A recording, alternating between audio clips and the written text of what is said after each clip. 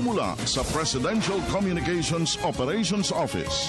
Kasama ang Philippine Information Agency, Philippines News Agency, Philippine Broadcasting, Radyo ng Bayan, IDC, at Telebisyon ng Bayan. Narito ang Radyo Vision.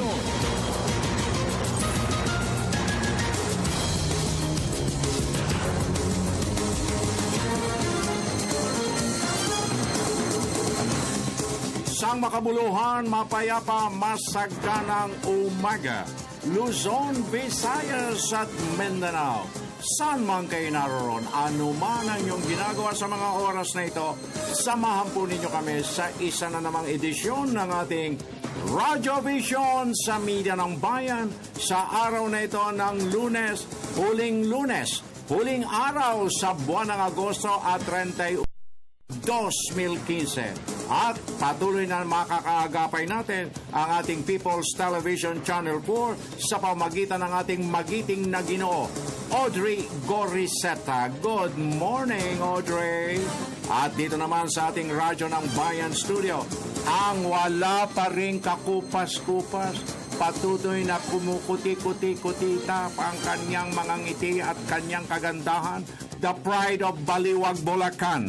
None other than my co-anchor lady with a pale lipstick and bye-bye Vivian smile. Good morning. Good Monday morning ka, Francis. Magandang umaga po sa lahat ng taga-subaybay ng Radyo Vision. Samahan niyo kami sa susunod na isang oras na pag-ati ng mga na balita sa iba't ibang bahagi ng Pilipinas. Ako po ang inyong lingkod, Vivian Bulia. At ang inyo namang kaagapay, Francis Cancino naganyaya. Sama-sama tayo till 7 o'clock in the morning sa kabuuan ng ating Monday edition. At kalakip na rin ang pagpapakawala natin ng malawakang paglilingkod na pambayan. Ang paghimay sa mga napakaiinit na usaping nakaguhit sa ilang mga pahayagang pangumaga at ang ating hapag ng talastasan sa kabuuan ng ating Monday edition. At kayo pong lahat na sumusubaybay sa ating Radyo Vision sa Media ng Bayan, mapapakinggan nyo kami sa Radyo ng Bayan at sa lahat ng mga himpilan ng Philippine Broadcasting Service, Radyo ng Bayan nationwide, Luzon, Visayas at Mindanao. At syempre pa sa pamamagitan ng audio streaming worldwide. Tayo rin po ay napapanood online sa www.ptv.ph. At para po sa ating mga taga-subaybay na gustong sumali sa ating talakayan, pag-text lamang po kayo sa aming numerong 0922-358-2679. Please, huwag lamang pong kalimutan ang inyong mga pangalan at addresses. In fairness, hindi po mababasa ni Vivian ang mga mensaheng walang pangalan at address. In fairness po yan at please, keep it short and simple. Again, a beautiful holiday Monday. Yes, beautiful holiday Monday din. Yeah. At I'm sure beautiful din para sa ating mga motorista dahil ngayong araw ay nakatakdang umalis na mula doon sa EDSA show itong ating mga kababayan na Iglesia ni Cristo who were there para sa isang protesta simula pa noong Biyernes. At siguro ang hinihiling na lamang natin, total nakapagpahayag na sila ng kanilang mga damdamin, ng kanilang takbo ng kaisipan sa kanilang malawakang partisipasyon na yan. Siguro naman pwede na nilang iwanan ang lugar para nang sa ganon yung ating namang mga motoristas, yung ating mga kababayan na gumagamit din ng mga lansangang yan, matapos na rin ang kanilang agony, ang kanilang paghihirap, layag sa mga lansangan na yan, Babes. Oo, noon Friday ka, Francis, kung matatandaan mo, payday at mayroon pang mga sale sa mga malls at nag-uwian itong ating mga kababayan. Yung isang oras daw nila supposedly na travel ay inabot ng ilang oras, yung iba madaling araw na nakauwi dahil sa traffic. Pero para sa kaalaman nitong ating mga taga-subaybay, ang ugat nitong naging pagtitipon ng ating mga kababayang INC doon sa show ay itong naging kaso ni dating Pasugo at isa pang minister ng INC na si Isaiah Samson Jr. Na siya raw po ay naging biktima ng illegal detention dahil pagkatapos siyang i-expel, siya ay sumailalim sa house arrest sa loob ng iglesia. Siguro maliwanag naman ang posisyon ng ating pamahalaan. Hindi po ang simbahan, hindi po ang Iglesia ni Cristo per se ang nalalagay po sa isang panig na kung saan hindi po kikilos ang Department of Justice sapagkat alam po naman natin yung separation of church and state. Kaya po kumikilos ang Department of Justice dahil mayroong naghain ng reklamo mula rin sa kanilang hanay. Mula sa isa sa mga ministro ng sanggunian ng Iglesia ni Cristo. Kaya doon sa ating mga kapatid na Iglesia ni Cristo, kami po ay nakikisimpati. Kami po ay nakikisa at inuunawa namin ang inyo pong mga karaingan na yan. At sana naman, wag niyong ipagkamali na kinukundina ng pamahalaan ang Iglesia ni Cristo. Kung hindi, yun kaso na inihain. Totoo yan. Ang ginigiit nila ay yung separation ng church and state, Ka Francis. Pero para sa kaalaman din ng lahat, nagtanong ako, ano ba tong separation of church and state? Ayon dun sa nakatanong kong abogado, Ka Francis, ito ay nag-ugat noong panahon pa ng mga Kastila kasi yung mga praile, kung matatandaan mo nun, ay nangingialam sa ating pamahalaan. Kaya para maprotektahan tayo mula rito, ay nagkaroon ng separation of church and state sa ating constitution. Nagsaliksik pala ang ating pong kabalikat, ang ating pong magna cum laude ng UP. Nagsaliksik siya. She went out of his way, of her way, para lamang po alamin at maging maingat tayo sa bagay. Ibig sabihin lang nito, hindi pwedeng mag-impose yung state ng iisang relihiyon para paniwalaan ng lahat ng miyembro nito. Okay, so nakikisa po kami at harinawa. Ipagdadasal namin ang mapayapang solusyon ng inyong suliranin. 8 minutos, 18 segundos na makalipas ang alas 6, Bebs. Yes, puntahan na natin ang ating kasamang si Audrey Goriseta para sa ating mga tampok na balita sa araw na ito.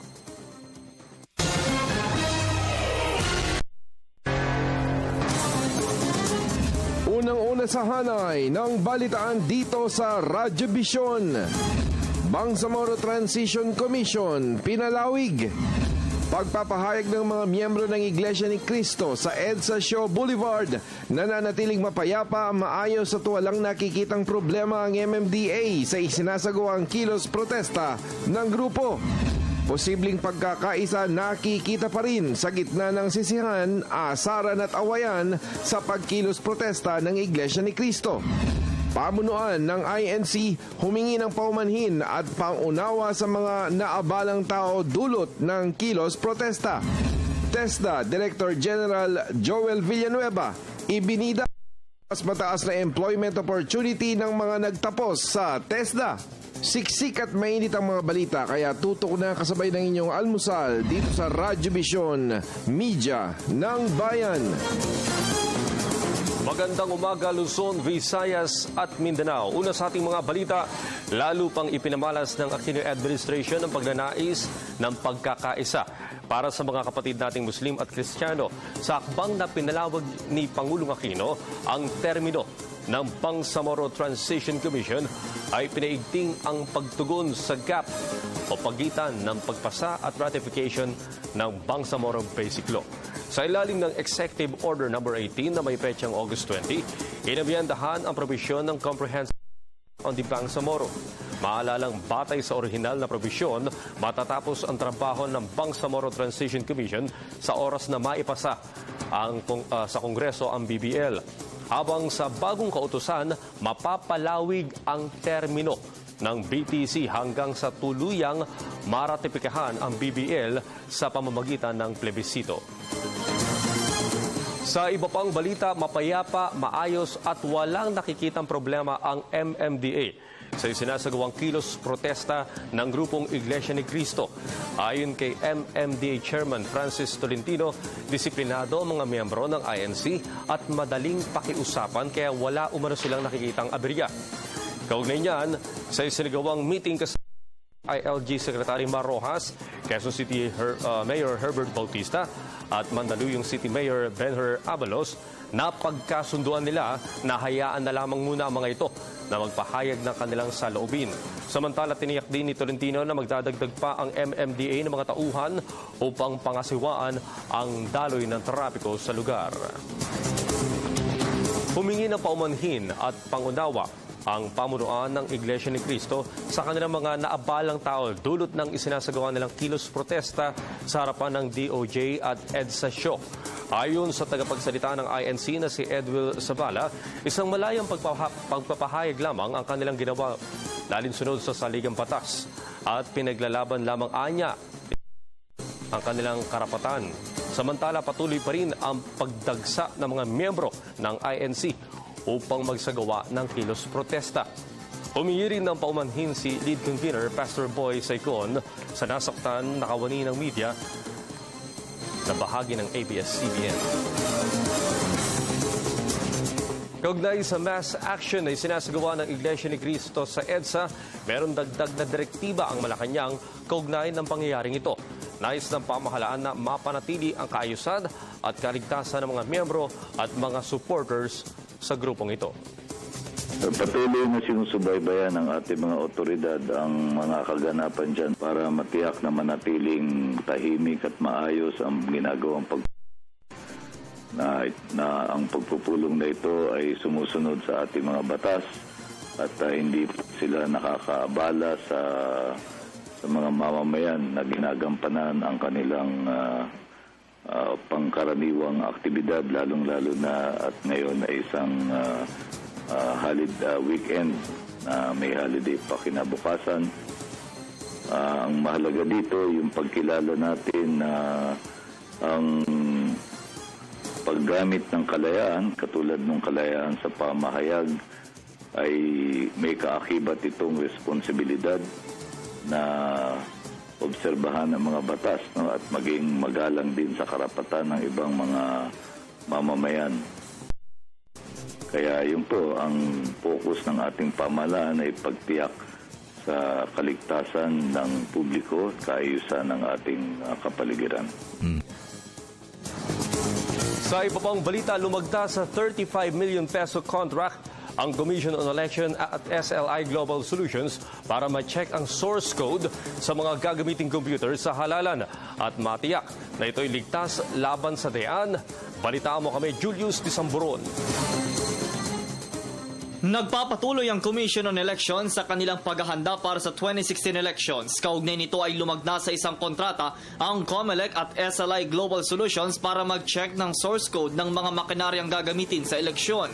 Ang source code ay ang blueprint na gagamitin sa halalan na nagdalaman ng human-readable instructions para sa counting. Ayon sa ahensya, ang nasabing kontrata ay nagkakahalaga ng 35 milyong piso. SLI will be building the system, and that means taking all of the software components, including the commercial off-the-shelf components like the operating system and things like that, and building the election system exactly as the manufacturer specifies. As reported by SLI and by the reviewers, the source code that was reviewed by them was a reliable source code, secure and accurate. That is what the Filipino people need. Dagdag pa ng COMELEC, bukas sila na isa publiko ang source code review. At the bottom line, to be sure the integrity of the counting process of the machines. This is a check and balance as a requirement also of the Republic Act 9369, to ensure that the system that we're running is free from any of these possible malicious lines. Sinabi naman ni COMELEC Chairman Andres Bautista na isa sa naging dahilan ng pagkakapili sa nasabing US-based company ang kanila ding paglahok sa AES source code review noong 2010 at 2013 polls. Nakatakdang magsagawa ng source code review ang COMELEC sa Pebrero ng susunod na taon sakaling malaman na ang mga AES specifications para sa halalan 2016. For 2016, we will have a dual review. So there will be a review of the base source code, which will occur before October 15. And once the source code has been customized, then it will be again subject to another review sometime February of next year. If I'm not mistaken, in 2013, the customized review happened 1 week before the elections. Para sa Telebisyon ng Bayan, ako si Julius D. Samburon. At yan po naman ang unang bugso ng ating mga balita. Ako po si Audrey Goriseta. Balik muna sa inyo, Ka Francis at Binibining Vivian. Bebs! Salamat, Ginoong Audrey Goriseta. Naku po. 16 minutos, 19 segundos makalipas ang alas 6. Tuloy-tuloy na kagad tayo, Bibs. Tingnan mo lang ang unang aparador ng message center. Go! Good morning po. Nais ko lang batiin ng happy ang aking pinsang si Arturo Pentuan from Ningning Lomokso ng Calbayog City, Samar. Good day, M. Gwapong Kuya Francis. Oy, at Ms. Vivian. Pakibati po ng magandang umaga kina Mali Habunetti, Narsing Delgado, Jerry Calipes, Marshall Lagang, Mark Custodio, Nicole Tanyola, Ellie Entalian, Barangay Limarayon, Calbayog City, Samar. Pakibati naman po si No Garrett at Noeline at ako po si Isaac ng taga Santo Domingo. Good AM po. Perwisyo po talaga ang mga INC. Ginamit lang mga tao na sobrang traffic. Mula po yan kay Ben ng Pasay. Okay. At salamat doon sa bumati sa akin kasi salamat sa mga bagong camera natin. Oo. Bagong-bago lahat ang camera. Kaya umugi daw. Mayroon lang tumutol. Luminaw ang screen. Luminaw talaga. 17 minutos na, 27 segundos. Makalipas ang alas 6 sa unang sigwada ng ating Provincial Roundup. Puntahan natin ating kasama mula sa Tandag. Nariyan si Greg Tataro Jr. Greg, magandang umaga. Konektado ka. Yes, good morning. Nataumang na ang plano sa buong kapulisan sa Surigao del Sur sa pangunguna ni Provincial Director Police Senior Superintendent Narciso Verdadero para sa pagdiriwang ng National Crime Prevention Week mula Setyembre 1 hanggang 7. Una rito ay naglabas memorandum ang Police Regional Office 13 sa Caraga ng listahan ng mga aktibidad kabilang ang tungkol sa nakatakdang kaganapan. Liban sa poster making contest, pangunahin sa aktibidad ang information dissemination gamit ang social media, school-based activities laban sa drug abuse at hanging of streamers o kaya naman tarpaulin. Subalit bago pa man ang nakatakdang National Crime Prevention Week celebration ay nauna nang nagbandera ng datos si Police Senior Superintendent Verdadero na bumaba ng 17.96% crime volume sa Surigao del Sur ngayong unang bahagi ng taon kumpara sa parehong panahon sa loob ng nakalipas na taon. Para sa Radio Vision, ito si Greg Tataroy Jr. mula sa DXJS Standard Media ng Bayan. Maraming salamat, Greg Tataro Jr. Puntahan natin ang ating radyo ng Bayan Lawag with Ronald Valdres. Ronald, Naimbagabigat, konektado ka. Yes, Naimbagabigat buong Pilipinas. Nakatakdang imbestigan bukas ang sangguniang panlalawigan ng Ilocos Norte ang 3 kumpanya ng renewable energy sa lalawigan kasama ang National Grid Corporation of the Philippines o NGCP, Norte Electric Cooperative hinggil sa pagkawala ng 4 na araw na supply ng kuryente sa buong lalawigan matapos manalasa ang Bagyo Ineng nitong nakaraang linggo.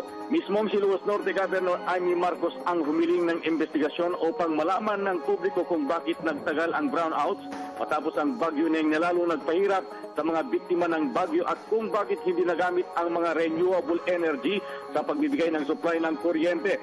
Sinabi ni Atty. Vicentito Lasso, Vice Chairman ng Committee on Laws ng Sangguniang Palalawigan, na napakaraming kantsaw at batikos ng mga mamayan mula sa ibang probinsya na sinasabing ang isang sentro ng renewable energy sa Southeast Asia ay siya pa ang walang supply ng kuryente. Ayon kay Lasso, kailangan na magtulungan ang At ang renewable energy sa Ilocos Norte gaya ng Energy Development Corporation, North Wind Power Corporation at North Luzon Renewable Energy Corporation at ang lokal na electric distributor sa Ilocos Norte na magawa ng alternatibong solusyon kung masira ang distribution line ng NGCP sa ibang lalawigan ay mayroon pa rin supply ng kuryente sa Ilocos Norte. Iligin din ng mga opisyal ng Ilocos Norte sa kanilang investigasyon sa mga opisyal ng NGCP na gawin na lang na main grid station ang kanilang substation sa Lawag upang hindi na sila maapektuhan o hindi maapektado kung may maintenance project ang NGCP sa ibang probinsya at dito na rin ididiretso ang produksyon ng kuryente.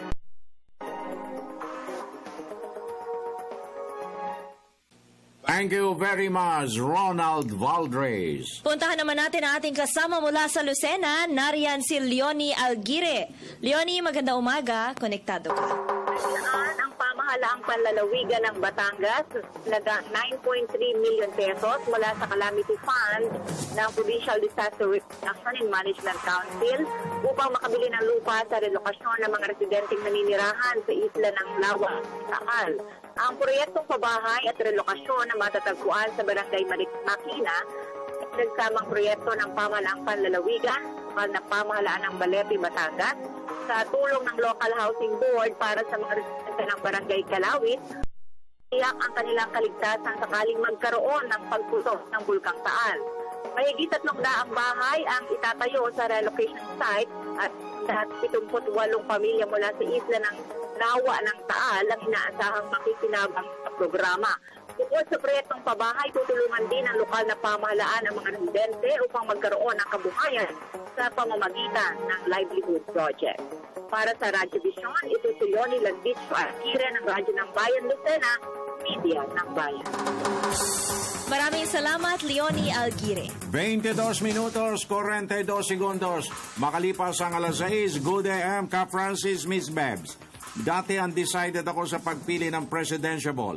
Nadismaya ako kay Grace po.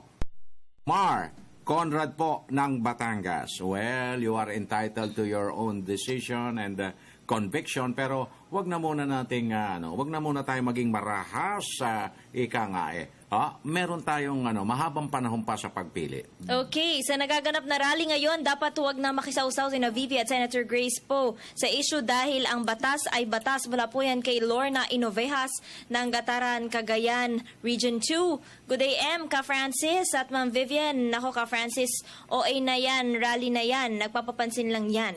Mula po yan kay Al ng Quezon. Whether we like it or not, sa ating weather update. Yes, narito na po ang ating kasamang si Amor La Rosa, live mula sa Pag-asa DOST. Amor, magandang umaga.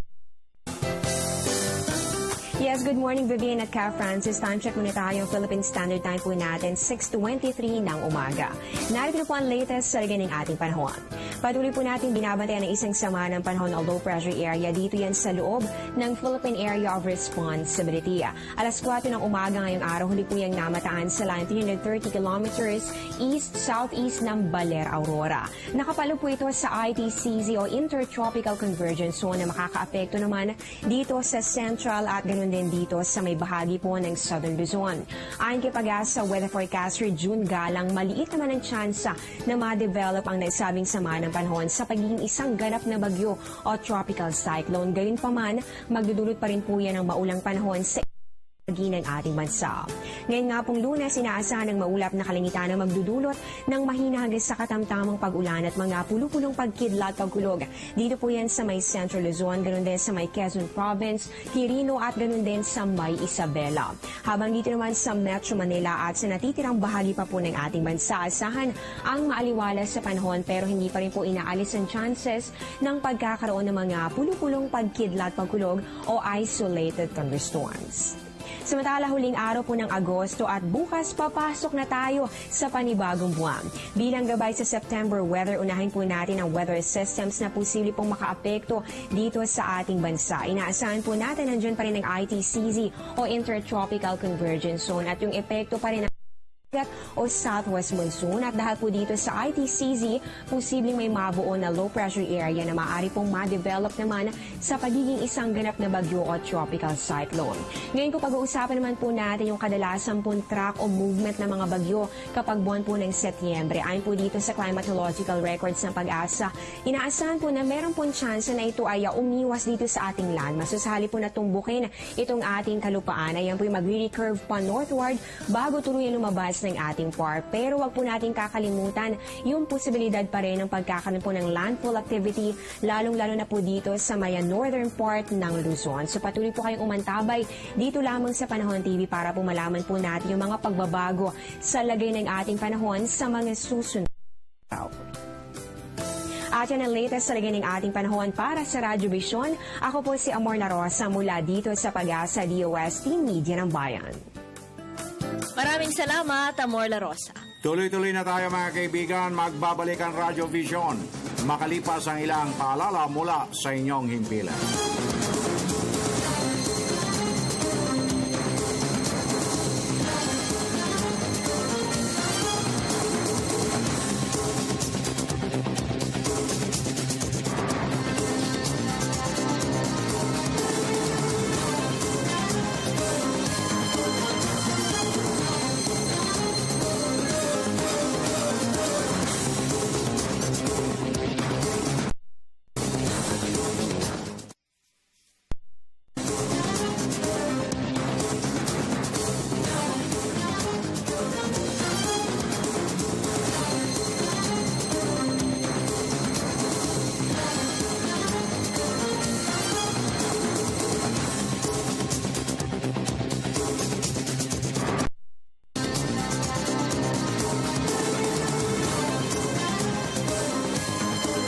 Minutos, 38 segundos na makalipas ang alas 6. Bebs, nagpapasalamat ako. Thank you at lahat tayo. Thank you sa mga oil companies. Oo. Bigla na namang napakalaki ng rollback sa produktong petrolyo. 1 peso and 45 centavos kada litro ng gasolina. Tama yan ka, Francis. Tapos sa diesel at sa lahat pa.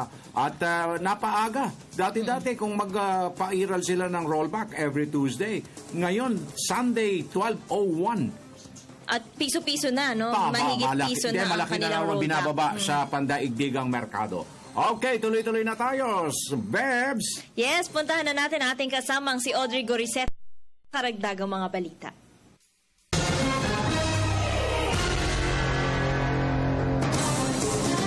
Para sa ikalawang bugso ng ating mga balita, dalawa sa mga prioridad ng APEC ngayong taon ang pag-invest sa human capital development at pagkakaroon ng sustainable at resilient communities. Kaugnay nito, pinagtutuunan ngayon ng mga delegado sa pangunguna ng Department of Health ang pagkakaroon ng mabuting kalusugan.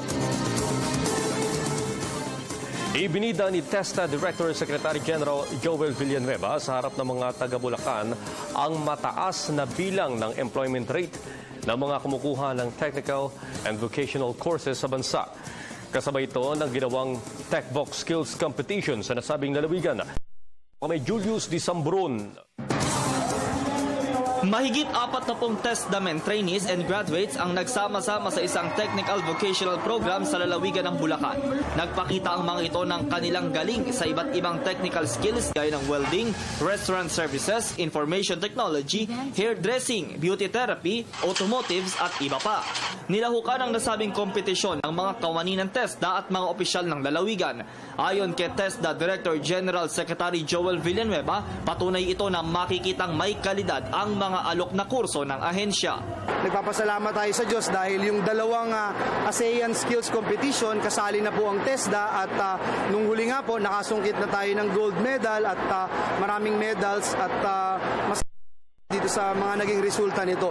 Ito po'y isang adhikain natin sa TESDA para lalong i-promote pa yung ating mga programa sa TESDA, yung mga kurso natin. Patuloy din ang pagmamalaki ni Villanueva ng halos 3 dobleng pag-angat ng employment rate sa mga naging TESDAman.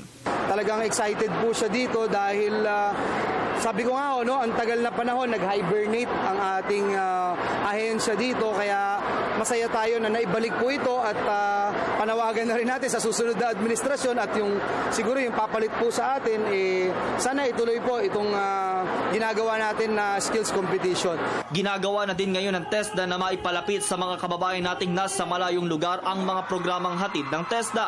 Kaya hindi ang ahensya sa pag-ikot sa mga lalawigan sa bansa upang magpamahagi ng mga scholarship vouchers. Ang mga nanalo sa nasabing patimpalak ay magre-represent sa lalawigan ng Bulacan sa Regional Skills Competition sa darating na ika-10 at ika-12 ng Setyembre at maging sa Philippine National Skills Competition sa buwan ng Oktubre. Para sa Telebisyon ng Bayan, Julius Desamburon, Giginto, Bulacan. Sa sports at ilang community programs, nais ng pamahalaan na mapabilang ang mga kabataang Pilipino sa paghahanda sa anumang sakuna. Isa ito sa mga isyung natalakay sa National Youth Parliament noong taong 2014. Kaya mismo ang National Youth Commission ang gumawa ng paraan upang makalahok ang mga kabataan sa mga ganitong aktibidad. Kalahok dito ay ang Tumana Youth Federation na nilalahukan ng 40 youth organization mula sa Marikina. Para kay TYF President Michael Nunez, mas lalong mamumulat ang mga kabataan sa paghahanda sa mga kalamidad. Sa ngayon ay may ilang bills na din naman ang naihain sa mataas at mababang kapulungan ng Kongreso hinggil sa layuning ito. May ilang bills na din naman ang naihain sa mataas at mababang kapulungan. Sa gitna ng sisihan, asaran at awayan sa isyu ng kapulungan ng Iglesia ni Cristo ay posible pa rin ang pagkakaisa sa pamamagitan ng pag-upo at palinawagan. May report si Emil Carion. Okay, babalikan po natin ang report na yan. Samantala, nadakip na ng mga Thai police ang isang foreign national na suspect sa naganap na pagsabog sa Erawan Shrine sa Bangkok, Thailand. Batay sa ulat, natunto ng mga otoridad ang suspect sa isang sirasirang apartment na kung saan nakita rin doon ang mga peking pasaporte at mga materyales ng paggawa ng pagpasabog. Kaugnay niyan, naniniwala ang mga pulis na hindi terorismo ang motibo ng suspect kundi isang paghihiganti. Samantala, nananatili pa rin ang suspect sa kustodiya ng militar dahil sa reklamong possession of illegal explosives. Patuloy naman ang isinasagawang investigasyon ng mga otoridad sa pangyayari. Upang sa gayon ay matukoy na kung sino ang mastermind turang pagsabog.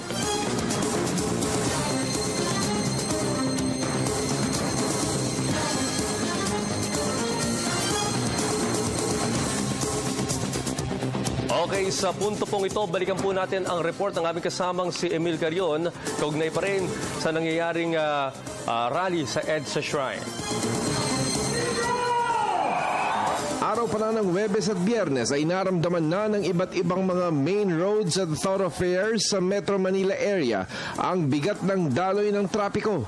Tila kasabay nito ang pagpapahayag din ng saloobin ng koalisyon ng mga political key players sa pangunguna ng Council on Philippine Affairs o COPA, kung saan Secretary General si Pastor Boy Say.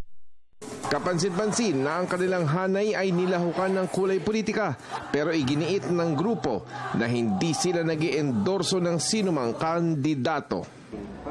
Issue po yung kapakanan po ng bayan. Yung issue po pag-usapan natin. And so there must be an honest-to-goodness observance and implementation of the law. It should be applied to all. Sa isang umuunlad na bansa na katulad ng Pilipinas, susi ang estable at matibay na politika. Sa gitna ng ulan, siksikan, init, usok at sakripisyo para magpahayag ang mga miyembro ng kapatiran ng Iglesia ay pagpapakilala lamang na ang demokrasya ay buhay at patuloy na lumalawig sa Pilipinas.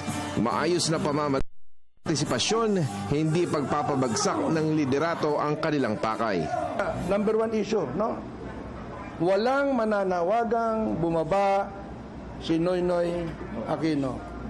Walang mananawagan na mag-resign, no? Walang mananawagan na patalsikin.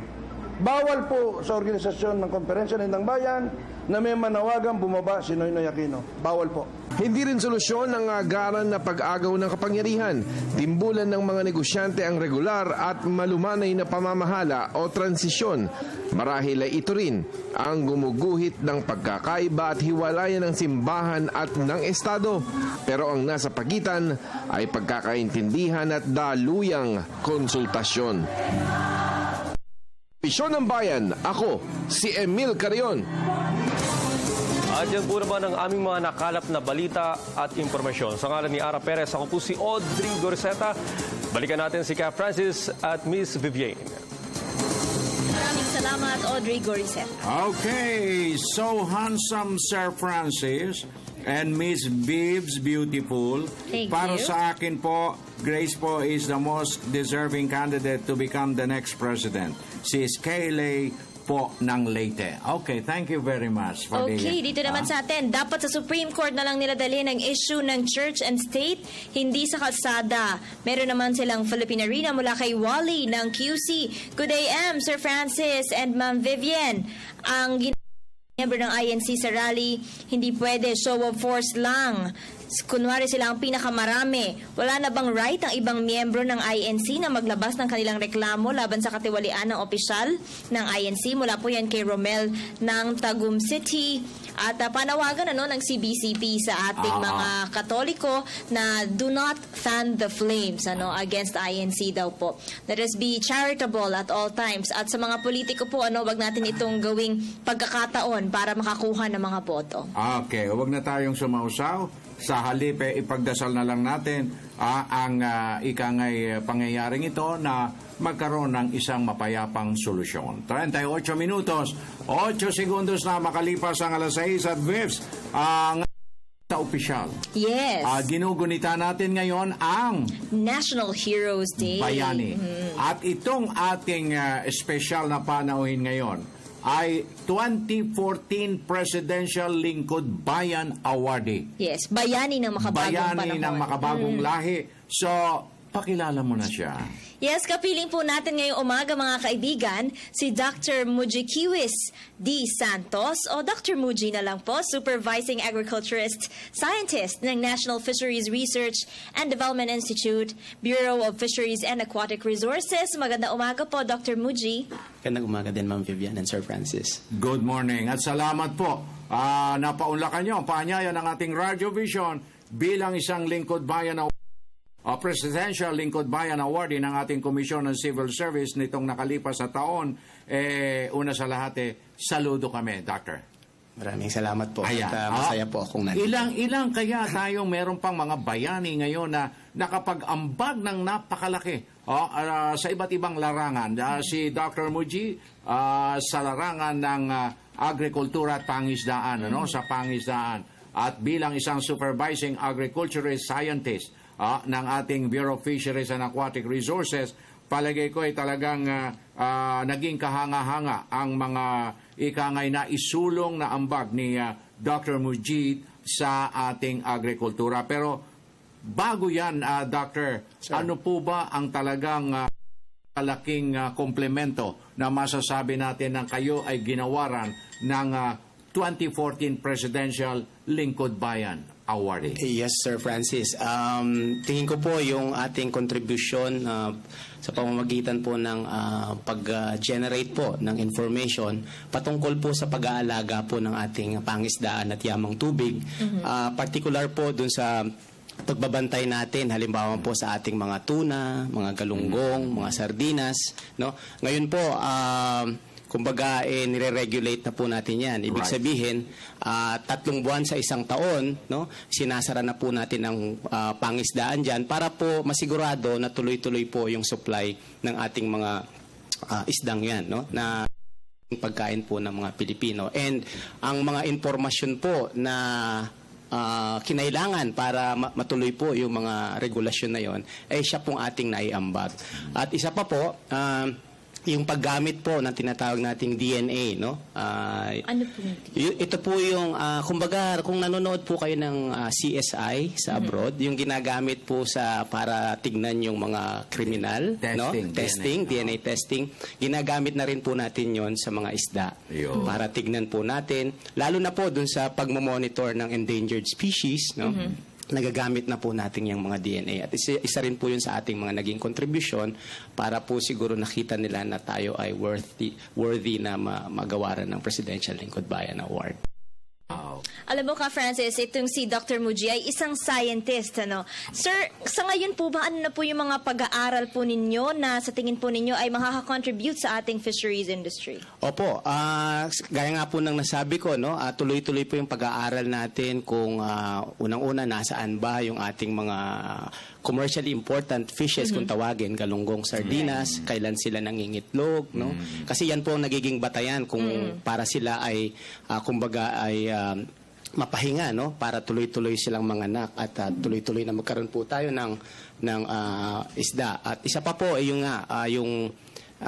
kasi po tuloy-tuloy po yung trade, no, ng tinatawag nating mga endangered species gaya ng mga balyena, no, no, sa hindi niyo po nalalaman na may mga smuggling po nangyayari, and tuloy-tuloy po tayong nag-aaral dyan kung paano pa natin mapapaigting na hindi po yan makakalusot sa ating mga ports. Now, alam ko na sa larangan ng pangisdaan, napakarami na nating eksperto, napakarami natin talagang mga nag-ukol ng kanilang mga kadalubasan para bigyang proteksyon at pangalagaan ang industriya ng pangisdaan sa ating bansa. Pero ilan lang kayong mga siyentista at ano-ano yung mga masasabi nating teknolohiya na nailatag ninyo upang na sa ganon ito ay mapakinabangan na ngayon at hanggang sa mga susunod na dekada at henerasyon na patuloy na mabibigyan ng kasiglahan ng pangisdaan sa bansa? Opo, tama po kayo, Sir Francis, no? May mga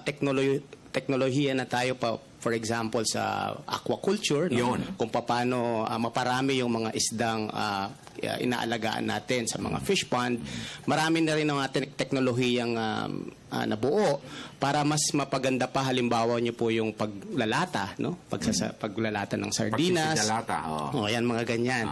Sa amin pong field naman, sa aking pong kumbaga expertise naman, ano? Ito nga po yon, ginagamit na po natin yung DNA, for example, para po mabuo yung teknolohiya kung saan una, sabi ko nga kanina, no, mabantayan natin yung mga endangered species, aquatic wildlife forensics kung tawagin natin. Pangalawa, ito pong tinatawag nating mabigat na issue ngayon ng traceability, no? Para masigurado natin na yung nakalata ba ay siya yung tinatawag natin, tama ba yung pangalan nung nasa lata o yung label. Kasi napaka-importante po ngayon yan sa ating export dahil sa ibang bansa, pag mali yung label nung lata, no, hindi ibinabalik po yan at maaring ma-blacklist pa po tayo. So yun po yung nini-develop nating teknolohiya kung saan ginagamit po natin yung DNA para po tuloy-tuloy yung ating export at tuloy-tuloy po yung supply ng ating isda sa karagatan. Isa pa sa nais ko sanang mailatag mo sa kapakanan at dagdag kamalayan ng bayan, lalo na yung mga nasa sektor ng pangisdaan, Bebs, kasi alam natin na kahit na anong gawing pagsisikap ng ating mga kinaukulan sa larangan ng pangisdaan, kung yung ating mga likas na yaman sa ilalim ng mga karagatan na nagsisilbing sanctuary ng ating mga isda para mahigit na maproteksyonan at maparami, ano na po, kamusta na ang kalalagayan ng mga sanctuaryo na ito? Opo, ganito po, marami ng initiatives, marami na pong nabuong mga sanctuary national at local level din. Pero sa totoo po niyan, kulang na kulang pa. Sa batas natin, sa Fisheries Code, about 15% po sana nung karagatan ay maideklara na bilang fish sanctuary or no-take zone. At masakit pa, nasisira pa nga yung iilan. Opo, kaya pero hindi pa po nakakamit yung ganong percentage. At napakaganda po sana noon kung talagang dumami yung mga sanctuaryo na yan. Yan po yung sa amin, yan po yung isa sa pwede nating tawaging kumbaga, solusyon, no? Pangmatagalan. Right. Para tuloy-tuloy na magkaroon tayo ng pangisdaan. Kasi simple yung solusyon na yan, pero powerful. Kasi wag lang pong mapangisdaan yan, tuloy-tuloy na may mangingitlog dyan, tuloy-tuloy na magkakaroon tayo ng supply. Unfortunately, yun nga po, may mga issues pa kalaki pa. Pag ito ba nasira, Dr. Mujib, gaano katagal bago ma-rehabilitate? Sir, matagal actually. Kung yung pinag-uusapan natin yung bahura sa Tagalog o yung coral reef, medyo matagal po ang regeneration yan. Maraming taon ang bibilangin. Wow. Kung pag-uusapan yung mangroves, ganun din. Imagine niyo yung isang forest, no? Pag naputol yung mga kahoy diyan, imagine niyo ilang taon bago lumaki yung mga puno. Yung ating mga isda naman, no? Medyo mas mabilis sila ng konti, no? Siguro 2-3 taon, mapahinga lang yan. Okay na sila. Pero syempre, hindi lang naman po sila yung kailangang maprotektahan, pati rin yung kanilang bahay. Kaya magkakadugtong po yan, importante na sila lahat ay mapangalagaan. Ikaw ba, Vibs, mahilig ka sa isda? Tayo sa Anong mga isda ang kinakain mo? Well, the usual, mayroong mga tilapia, ganyan. Yung mga bangus. Opo. Anyway, meron akong question kay Dr. Muji. Kasi nababanggit na rin, sir, no, itong mga tahanan ng ating mga isda. At nabanggit po ninyo na nasisira na po unti-unti yung ilan. Meron pong mga schemes ngayon, meron pong mga paraan tulad ng paglalagay ng mga artificial reefs. Ano po ba ang difference nito dun sa talagang original when it comes to the effect po sa mga fishes? Well, yung artificial reef po is actually paraan lang para mapabilis yung regeneration. Kaya naglalagay po ng mga kumbaga tahanan ng isda doon sa mga area na kumbaga nasira na, for example ng isang malakas na bagyo or ng dynamite fishing, for example. Para yung regeneration po ng artificial reef. Kaya ito po yung isa sa mga tinitignan na magandang solusyon para nga po buhayin itong mga nasirang reefs. Pero still, hindi po siya kasing, paano po ba? May difference po ba ito when it comes to the effect sa mga isda natin? Parang kumbaga unang bugso na solusyon lang, may magpupuntang isda dyan. Pero importante pa rin na yung natural reef ay mag-regenerate over time. Yun po yung kalaban natin doon, yung panahon so, kailangan na po talaga na nabantayan yan at huwag masira. Kasi nga po, pag nasira yan, kumbaga wala po siyang talagang kapalit. Okay. Now, ito isa sa napakalaking concern natin. Ako iniisip ko to na makabagong teknolohiya na inilalatag natin para mapaunlad ang sektor ng pangisdaan sa bansa.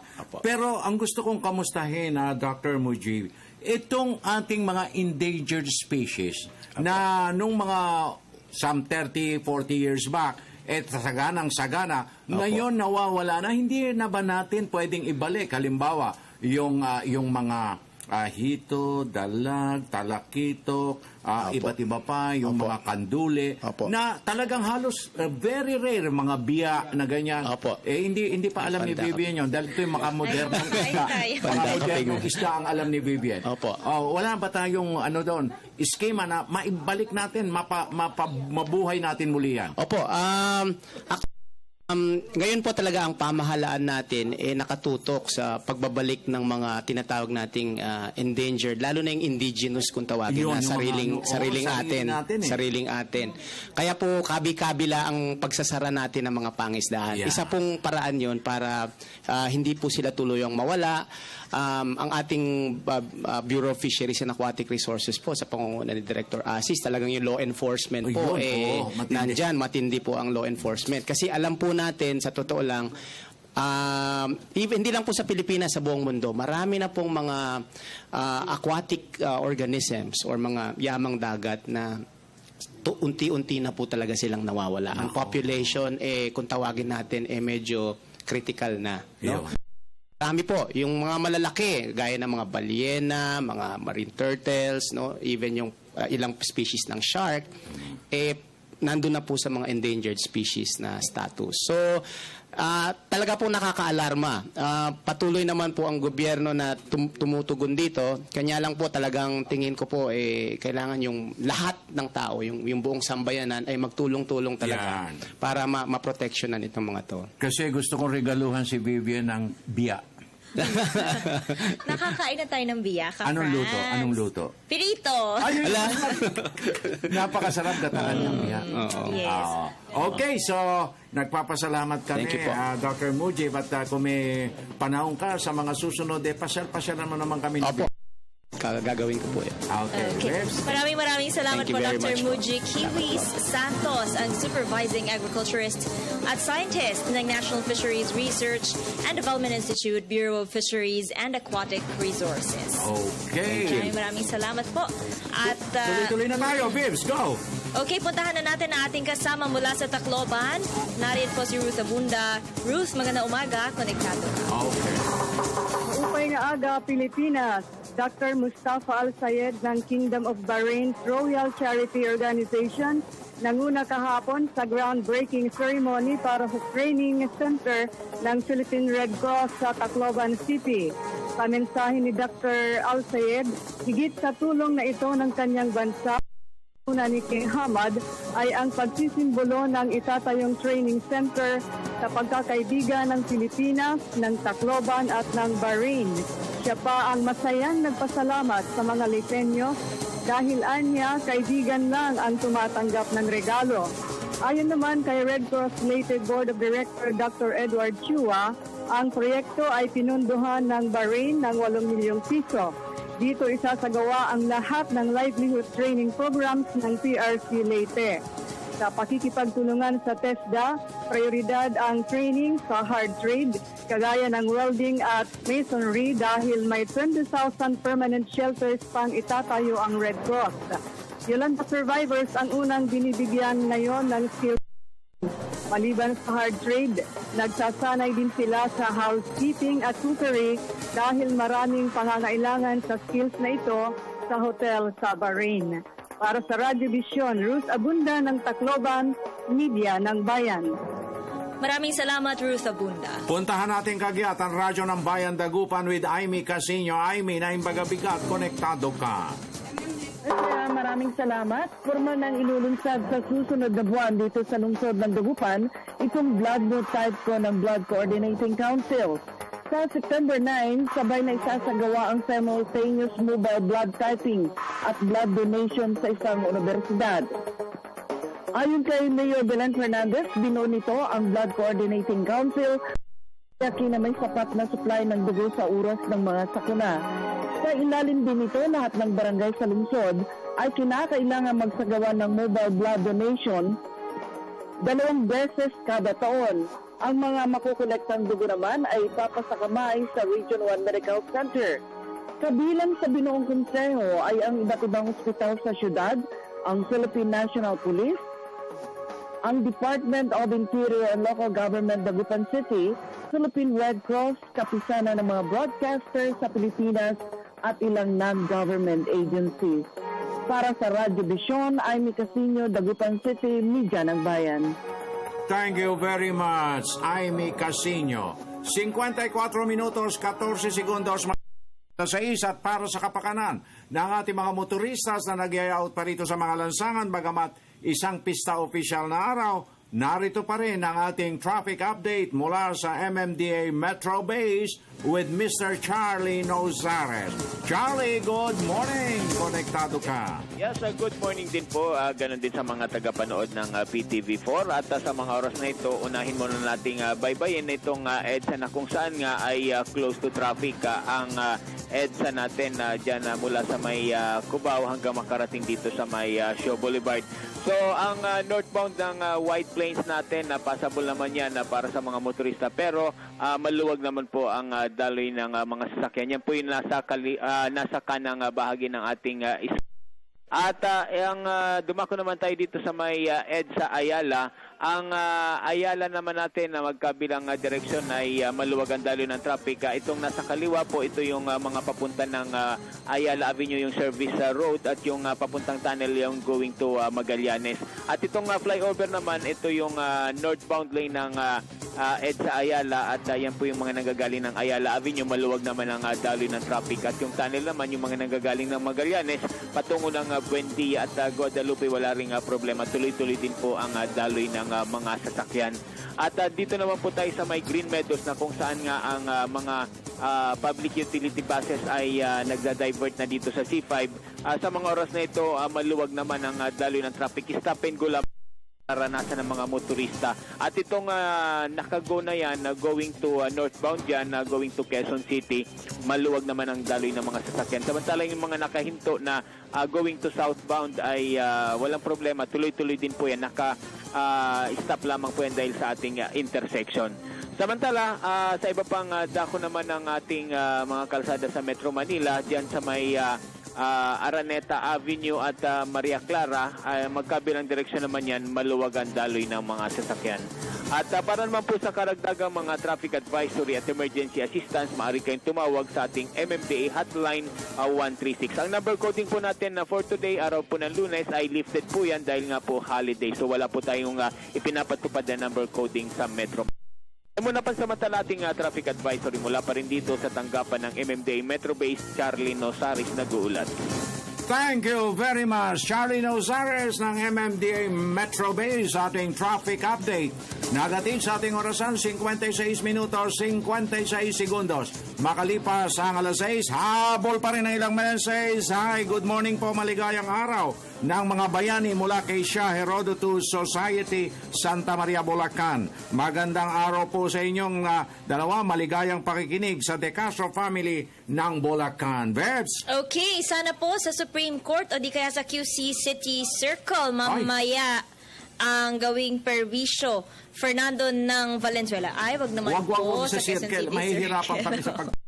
Good day, Radyo ng Bayan. Manny Reyes to ng Albay. Bakit di nabuwagin yung mga rally ng INC? Grabe na ang perwisyo nila sa mga Pilipino. Wala pa sila yatang 8%. Good day, Sir Francis, Ma'am Vivian. If the INC had only followed the teaching of Jesus Christ, these things could never happen. Mula po yan kay FM Roger Valles, 3 de Abril Street, Labangon, Cebu City. And of course, batiin lang natin ang happy viewing ang ating friends mula sa RCBC Baliwag, sina Romy Fondevilla at Ryan Martinez. Hello po sa inyo. Happy listening. Thank you. Dito na po mga kaibigan, nagtatapos ang isa na namang edisyon ng Radyo Vision. Pero po para sa mga katututok lang, maaari po nyo kaming panoorin online sa www.ptv.ph. Ako po ang inyong lingkod, Vivian. At ang inyo pong kaagapay, Francis Cancino, sa ngalan ng Radio Vision Family. Nag-iwan na isang mapayapa, masagana at magandang umaga. Have a fruitful Monday ahead of us. God bless. Until tomorrow. See you next month. Maraming salamat po.